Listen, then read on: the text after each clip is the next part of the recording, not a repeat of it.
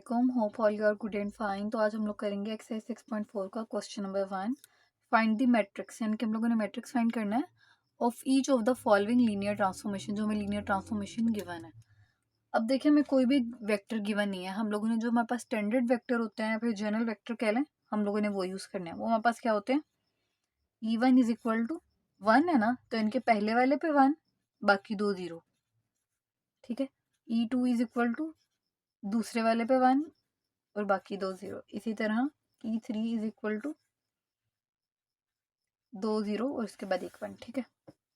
अब हमने इन तीनों पर बारी बारी ट्रांसफॉर्मेशन अप्लाई करनी है।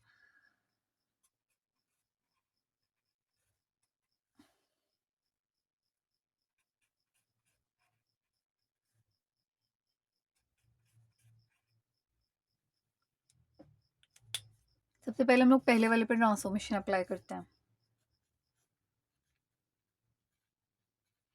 ट्रांसफॉर्मेशन में क्या गिवन है कि x1 एज इट इज आ जाएगा, x2 भी एज इट इज आ जाएगा, जो x3 है वो 0 हो जाएगा, तो पहले 0 फर्क नहीं पड़ेगा। ठीक है। उसके बाद आपने ना इसे साथ साथ ऐसे भी लिखना है कि हमारे पास 1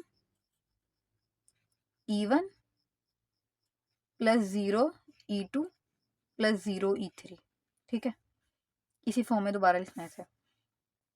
अब जब हम लोग सेकंड वाले पे ट्रांसफॉर्मेशन अप्लाई करते हैं तो क्या बचेगा, x1 एज इट इज आएगा, x2 भी एज इट इज आएगा और x3 0 हो जाएगा, वो पहले से 0, फर्क नहीं पड़ेगा। तो हमारे पास क्या आएगा, 0 E1 plus 1 E2 plus 0 E3।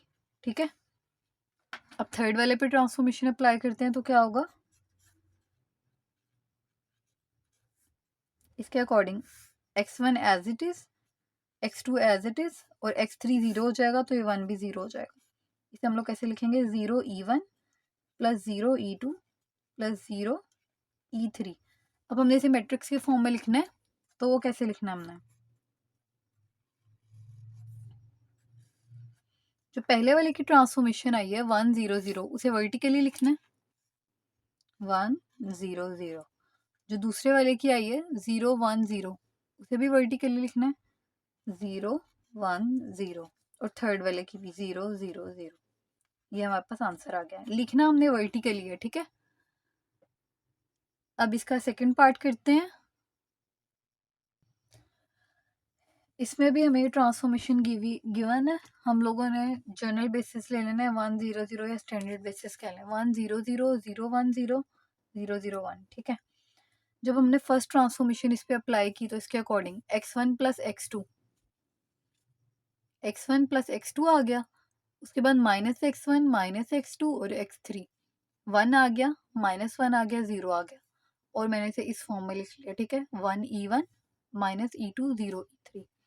इसी तरह जब सेकंड वाले पे ट्रांसफॉर्मेशन अप्लाई की, उसी वाले जनरल फार्मूला के according x1 plus x2 minus x1 minus x2 और x3, तो हमारे पास ये बना, इसे भी इस फॉर्म में लिख लिया। थर्ड वाले के पे ट्रांसफॉर्मेशन अप्लाई किया और उसे भी इस फॉर्म में लिख लिया। उसके बाद इसे हम लोगों ने मैट्रिक्स के फॉर्म में लिखना है। एक सेकेंड, मैट्रिक्स के फॉर्म में हम लोगों ने लिखना है वर्टिकली 1 -1 0, उसके बाद 1 -1 0 0 0 1। ठीक है। ये हमारे पास इसका आंसर आ गया। अब नेक्स्ट को पार्ट देखते हैं इसका। थर्ड पार्ट में हमें ट्रांसफॉर्मेशन गिवन है, हम लोगों ने वैसे ही जनरल बेसिस ले लेना है E1 E2 E3। फर्स्ट वाले पे ट्रांसफॉर्मेशन अप्लाई करनी है तो x2 0 आ जाएगा, x2 सबसे पहले लिखना है, उसके बाद माइनस x1 लिखना है, ये x1 है, ये x2 x3 है। ठीक है। इस ट्रांसफॉर्मेशन के अकॉर्डिंग हम लिखेंगे माइनस x1 आ गया, उसके बाद x माइनस x3 वो 0 था, और इसे इस फॉर्म में लिख दिया 0 E1 माइनस E2 0 E3। अब इस तरह जो सेकंड वाला था बेसिस, उस पर ट्रांसफॉर्मेशन अप्लाई की, x2 आ गया, माइनस x1 आ गया, माइनस x3 आ गया। ठीक है। और इसे इस फॉर्म में लिख दिया। इसी तरह थर्ड वाले पे हम लोगों ने ट्रांसफॉर्मेशन अप्लाई करनी है, x2 आ गया, ये हमारे पास x1 है, ये x2 है, x3 है, x2 आ गया, माइनस x1 आ गया और माइनस x3 आ गया, और इसे भी हमने इस फॉर्म में लिख दिया। अब इसे वर्टिकली लिखना है 0 -1 0 0 -1 0, उसके बाद 1 0 0 और 0 0 -1। ये थर्ड वाले का भी आंसर आ गया हमारे पास। फोर्थ वाला देखें, 3 जर्नल ले लिए वेक्टर, ट्रांसफॉर्मेशन पहले वाले पे भी अप्लाई कर दी, दूसरे वाले पे भी ट्रांसफॉर्मेशन अप्लाई कर देनी है जो जनरल फॉर्मूला उसी के अकॉर्डिंग, और थर्ड वाले पे भी, और इसे वर्टिकली हम लोगों ने लिख देना। इस तरह हमारे ये क्वेश्चन भी कंप्लीट होता है।